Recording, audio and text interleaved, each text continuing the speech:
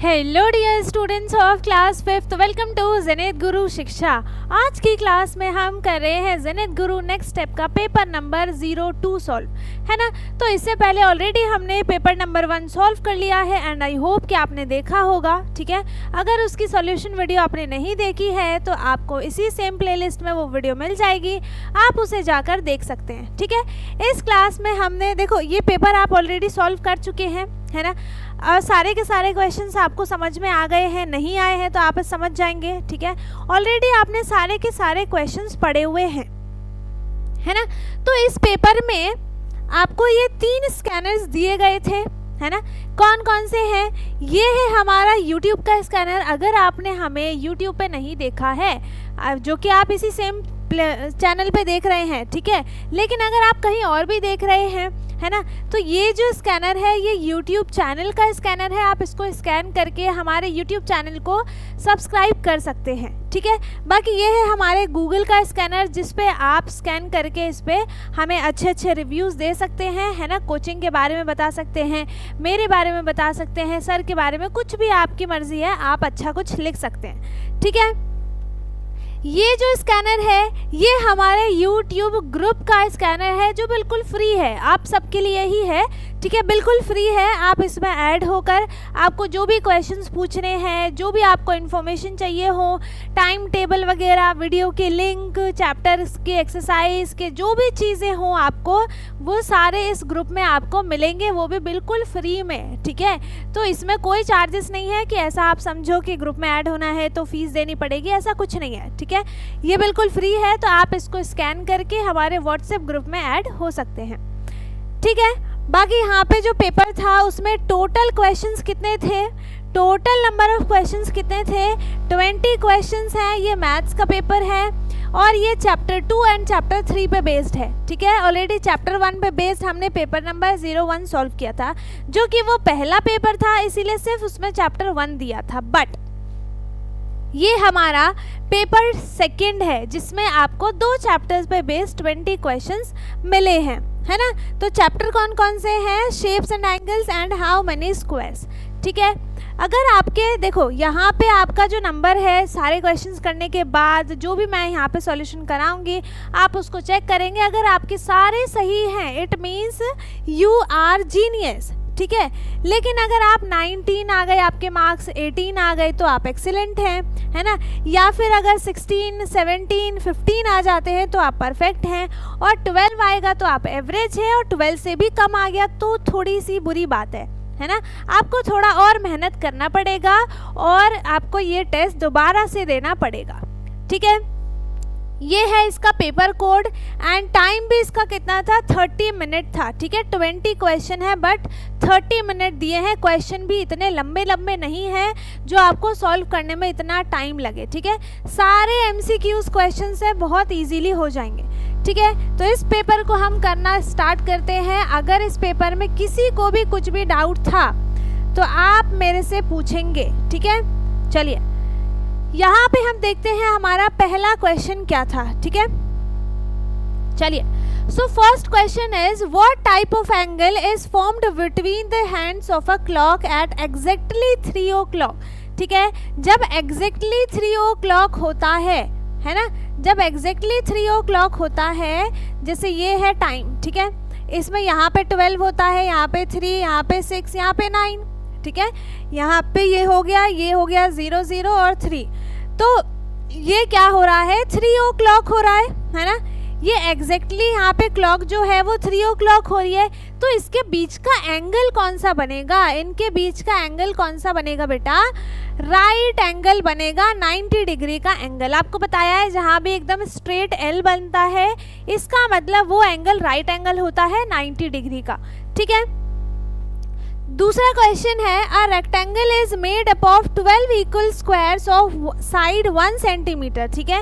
एक रेक्टेंगल बनाया गया है जिसमें टोटल 12 इक्वल स्क्वायर्स हैं, ठीक है, और इसमें जो साइड है वो 1 सेंटीमीटर है। स्क्वायर की सारी साइड्स इक्वल होती है, इसीलिए सारी साइड्स जो हो जाएंगी वो 1 सेंटीमीटर की हो जाएंगी, ठीक है। तो यहाँ पे हमें इसका क्या निकालना है? What is the area of this rectangle, ठीक है। तो एरिया ऑफ रेक्टेंगल क्या होता है, लेंथ मल्टीप्लाई ब्रेथ, ठीक है, यही होता है। अब लेंथ निकालेंगे आप, तो यहाँ पे देखो एक रेक्टेंगल में कितने स्क्वायर्स हैं, टोटल 12 स्क्वायर्स है इसका मतलब, और इसकी एक साइड जो है वो 1 सेंटीमीटर है ना। इसका मतलब जो इसकी लेंथ हो गई वो कितनी हो गई, 12 सेंटीमीटर, ठीक है, 12 सेंटीमीटर। और इसकी ब्रेथ कितनी हो जाएगी, ब्रेथ कितनी हो जाएगी इसकी, सिर्फ और सिर्फ 1 ही सेंटीमीटर होगी, क्योंकि ये रेक्टेंगल बना है, ठीक है। तो यहाँ पे हो गया 1 सेंटीमीटर इक्वल टू 12 मल्टीप्लाई 1 कितना हो गया 12, और सेंटीमीटर सेंटीमीटर 2 बार मल्टीप्लाई हुआ, इसका मतलब 12 सेंटीमीटर स्क्वायर, और यहाँ पे 12 स्क्वायर सेंटीमीटर भी लिख सकते हैं, ठीक है। यहाँ पे ये दोनों ही करेक्ट हैं। तो यहाँ पे देखो क्या लिखा है, 12 centimetre, 12 square centimetre, 24 square centimetre या 6 स्क्वायर मीटर, 6 सेंटीमीटर स्क्वायर। सो इसका ऑप्शन कौन सा करेक्ट है, ऑप्शन बी करेक्ट है। आगे समझ में चलिए।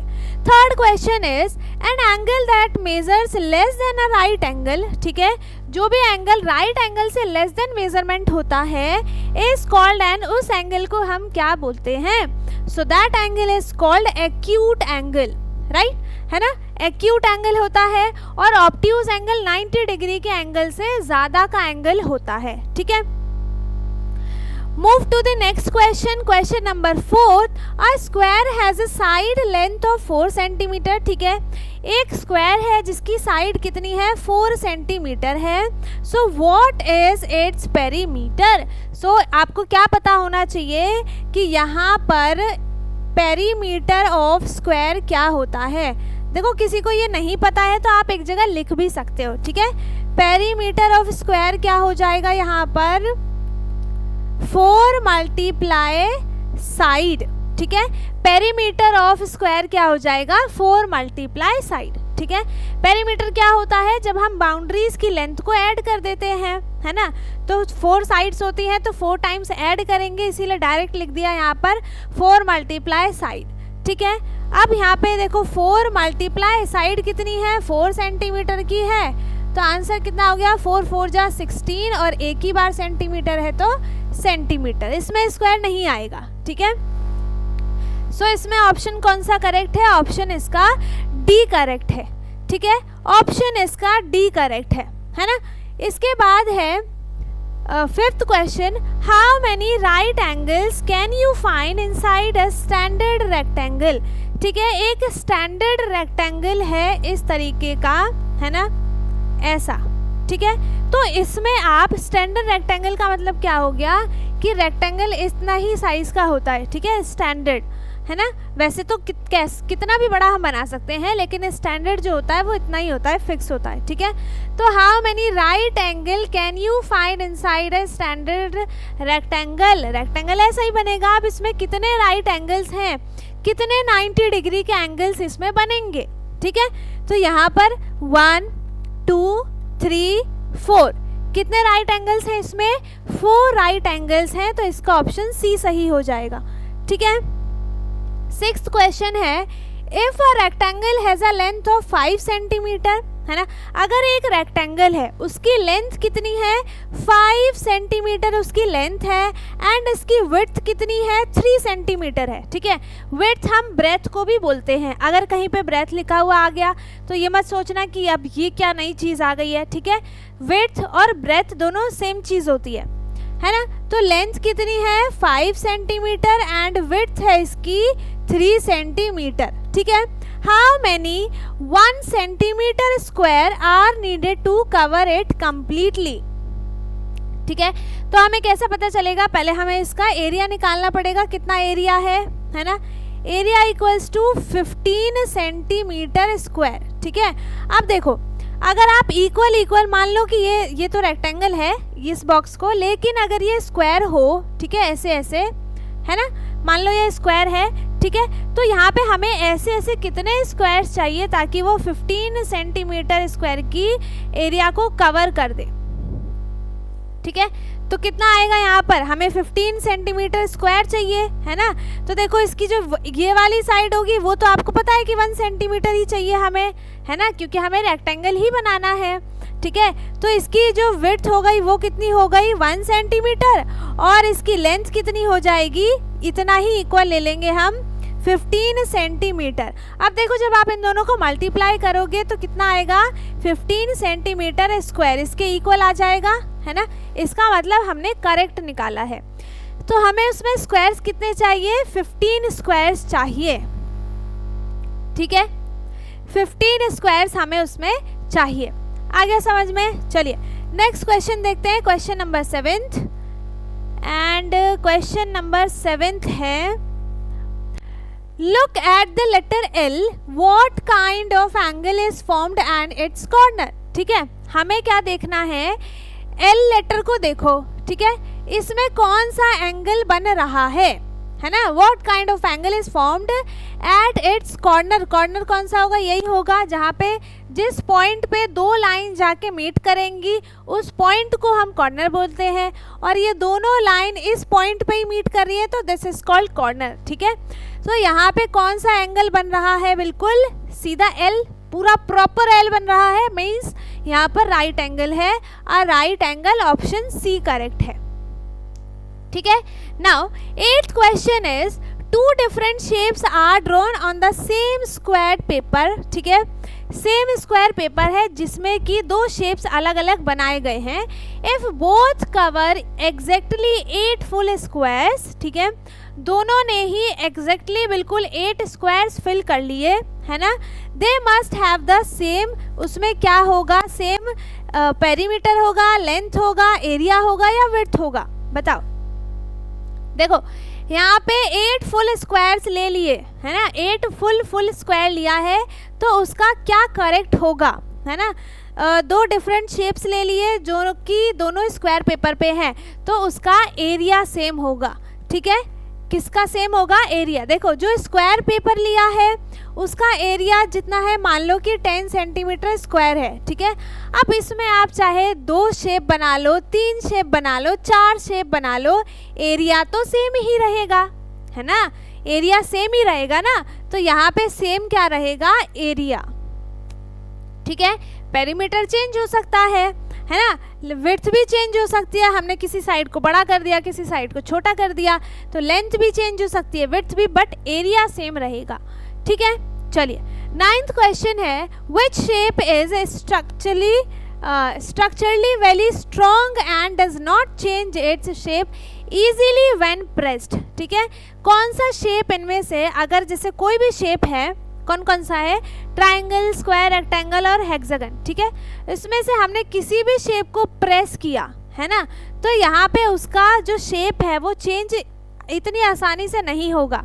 तो वो कौन सा शेप है, which shape is structurally very strong, कौन सा स्ट्रॉन्ग होता है।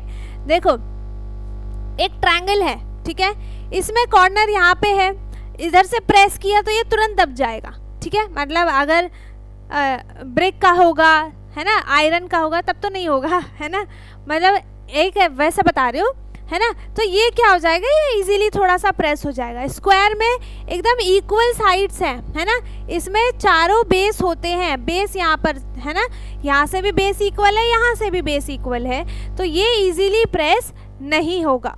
ठीक है, इजीली प्रेस नहीं होगा।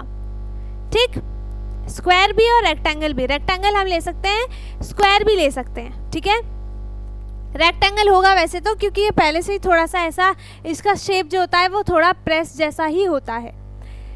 ठीक है, इसके बाद है 10th क्वेश्चन है, how do you find the area of an irregular shape drawn and a grid track. ठीक है, इररेगुलर शेप का मतलब क्या है, ना उसका साइड्स स्पेसिफिक है, ना उसकी लेंथ स्पेसिफिक है। ठीक है, कुछ भी नहीं बताया गया है ना, इररेगुलर है, कुछ भी फिक्स नहीं है।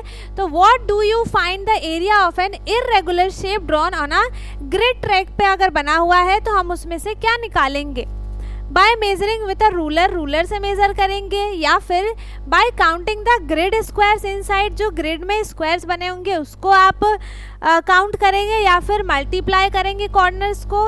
देखो किसी भी उसमें मल्टीप्लाई कॉर्नर होता ही नहीं है ना।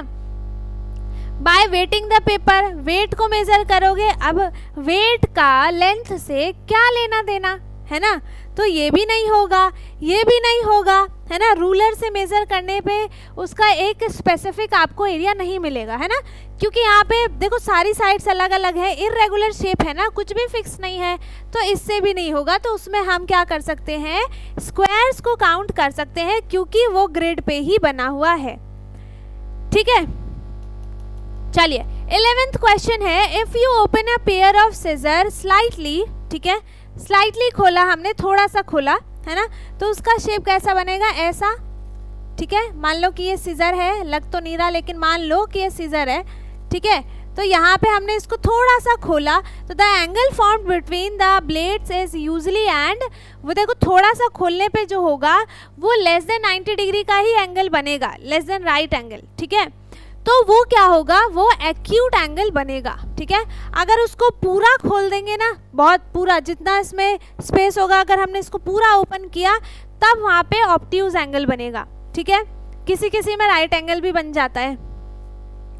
A rectangle has a perimeter of 20 centimetre, एक रेक्टेंगल है ना, उसका पेरीमीटर कितना है बेटा, 20 सेंटीमीटर है।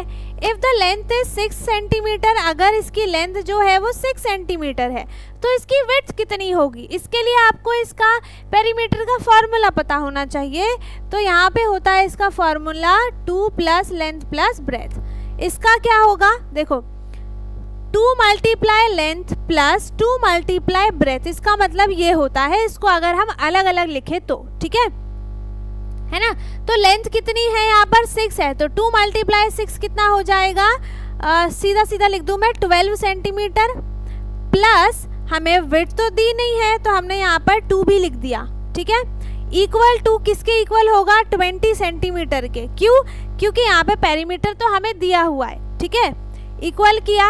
अब यहाँ पे देखो, इसको हम उठा के ले जाएंगे यहाँ पर, है ना, क्योंकि हमें इसको खाली करना है, यहाँ से हमें विड्थ निकालनी है। तो हमने यहाँ पे 2 भी लिखा। अब जब ये दूसरी साइड जाएगा तो ये यहाँ पर प्लस में है ना, ये यहाँ पर प्लस में है, तो ये अब यहाँ पर माइनस में हो जाएगा। अब आप ये मत बोलना कि यहाँ पे प्लस कहाँ पर है। ठीक है, जिस भी नंबर के आगे कोई साइन नहीं होता है इसका मतलब वहाँ पे प्लस का साइन है। ठीक है, और माइनस का अगर होना होगा तो माइनस आगे लगा हुआ होगा। माइनस किया तो 2 भी इक्वल टू कितना हो गया, 20 माइनस 12 हो गया 8 सेंटीमीटर। ठीक है, अब ये 2b का मतलब क्या है कि ये 2 मल्टीप्लाई b लिखा है ना। ठीक है, तो अब हम क्या करेंगे, इसको लेके जाएंगे इस साइड, पूरा खाली करना है ना इसको, ब्रेथ को, तो पूरा खाली एक बार में नहीं कर देते हैं, धीरे धीरे करते हैं, स्टेप बाय स्टेप। तो इसको इधर लेकर आए तो यहाँ पे ब्रेथ खाली हो गया, equal to 8 centimetre divided by 2 हो जाएगा। क्यों, क्योंकि ये मल्टीप्लाई में है। ठीक है, मल्टीप्लाई का उल्टा क्या होता है, डिवाइड होता है, डिवाइड का उल्टा मल्टीप्लाई। ऐसे ही प्लस का उल्टा क्या होगा, माइनस, और माइनस का उल्टा क्या होगा, प्लस। यहाँ पे चेंज ऐसे ही होते हैं। तो ये डिवाइड किया, 4 सेंटीमीटर इसकी विड्थ आ जाएगी। ठीक है, विड्थ कितनी आ गई इसकी, 4 सेंटीमीटर, और इसका ऑप्शन ए करेक्ट है। ठीक है, चलिए 13th क्वेश्चन है, an angle that is more than a right angle but less than a straight line is called an, है ना। देखो एंगल है वो क्या है, more than a right angle है, मतलब 90 डिग्री से ज़्यादा का एंगल है, लेकिन स्ट्रेट जो लाइन होती है, स्ट्रेट लाइन पे स्ट्रेट एंगल बनेगा 180 डिग्री का, उससे कम है। इट मीन्स 90 डिग्री से लेकर 180 डिग्री तक के बीच का यहाँ पर एंगल बना है। ठीक है, तो यहाँ पे उस एंगल को हम क्या बोलेंगे, मोर देन 90 डिग्री है तो वो हो जाएगा यहाँ पर ऑब्ट्यूज एंगल। ठीक है, वो हो जाएगा यहाँ पर ऑब्ट्यूज एंगल। देखो ऑलरेडी एंगल्स के बारे में हमने पढ़ लिया है। ठीक है, मैंने अलग से 2-2, 3-3 मिनट की वीडियो भी बनाई है जिसमें मैंने अलग अलग एंगल्स को बताया है हर वीडियो में। ठीक है, तो आप उसे भी देख सकते हैं, बाकी आप पूरे चैप्टर को भी देख सकते हैं, है ना। ओके, चलिए, तो यहाँ पे जो मैंने एंगल्स के लिए अलग अलग वीडियो बनाई है, मैं उसकी प्लेलिस्ट की लिंक आपको डिस्क्रिप्शन बॉक्स में दे दूंगी, आप उसे जाकर देख लेना। ठीक है, अब है 14th क्वेश्चन। ठीक है, सो 14th क्वेश्चन है यहाँ पर। 14th क्वेश्चन देखेंगे, if you cut a rectangle of area 20 centimetre square, ठीक है, आपने एक रेक्टेंगल कट किया, उसका एरिया कितना है, उसका एरिया है 20 सेंटीमीटर स्क्वायर, ठीक है। देखो ऐसे ही लिखना पड़ेगा, अभी आप जब 6th-7th में आओगे ना तो ऐसे ही लिखना पड़ेगा, ठीक है।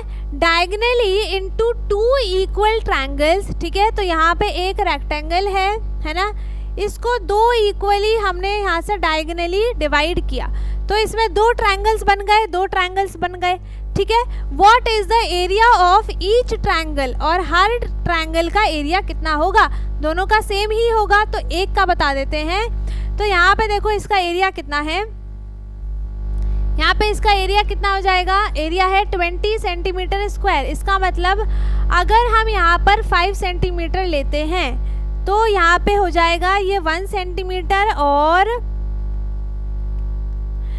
ये 1 सेंटीमीटर, ठीक है। हम इसको 1 सेंटीमीटर भी ले सकते हैं और इसको 20 सेंटीमीटर भी ले सकते हैं, ठीक है। तो एरिया ऑफ ट्रायंगल हमें बताना है ना। तो if you cut a rectangle of area 20 centimetre, ओ अच्छा, तो यहाँ पे लिखा है diagonally into 2 equal triangles, what is the area of each triangle, दोनों ट्रायंगल का एरिया कितना होगा, उसका हाफ हो जाएगा, है ना। जब इसको इक्वली डिवाइड किया है हाफ पार्ट में, तो इसका एरिया कितना हो जाएगा, हाफ हो जाएगा, ठीक है। अब देखो इसको आप, ये भी हो गया इरेज, इसको आप देखो किसी भी शेप को आप यहाँ से भी डिवाइड करते तो भी इसका हाफ हो जाता, है ना। आपने इसको इधर से डिवाइड किया, इक्वली है, तो भी ये इसका हाफ ही हुआ है ना। तो एरिया कितना है 20 सेंटीमीटर, तो इसका हाफ कितना हो जाएगा, हम 20 को डिवाइड कर देंगे 2 से, तो कितना आ जाएगा 10 सेंटीमीटर स्क्वायर, ठीक है। और इसका ऑप्शन बी करेक्ट हो जाएगा। आगे समझ में, ठीक है। अब 15th क्वेश्चन है, how many vertices means corner, vertices means corner होता है, दोनों सेम चीजें हैं, है ना।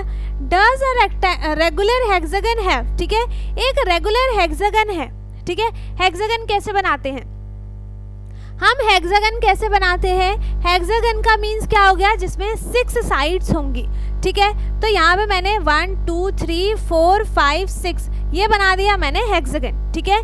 This is regular hexagon. Regular hexagon क्या होता है, जिसमें सारी साइड्स एक दूसरे के इक्वल होती हैं, ठीक है, तो उसे हम रेगुलर हेक्सागन बोलते हैं। अब इसमें जो कॉर्नर्स होंगे वो कितने होंगे, तो कॉर्नर क्या हो गया, एक 1 2 3 4 5 6। How many corners are there, 6 corners, ठीक है। कितने कॉर्नर्स है बेटा, इसमें 6 कॉर्नर्स है, एंड इसका ऑप्शन सी सही हो जाएगा, ठीक है। चलिए 16th question is, a stamp cover 6 equal squares on a grid sheet, ठीक है। ग्रिड शीट जो होती है उसमें स्क्वायर स्क्वायर स्क्वायर स्क्वायर्स बने हुए होते हैं, ठीक है। तो उसमें 6 स्मॉल स्क्वायर्स हैं, ठीक है। If each square is 1 multiply 1 centimetre means ये होगा इसकी लेंथ, ये होगा इसकी विड्थ, ठीक है, ब्रेथ, है ना। तो what is the area covered by 4 such stamps, ठीक है।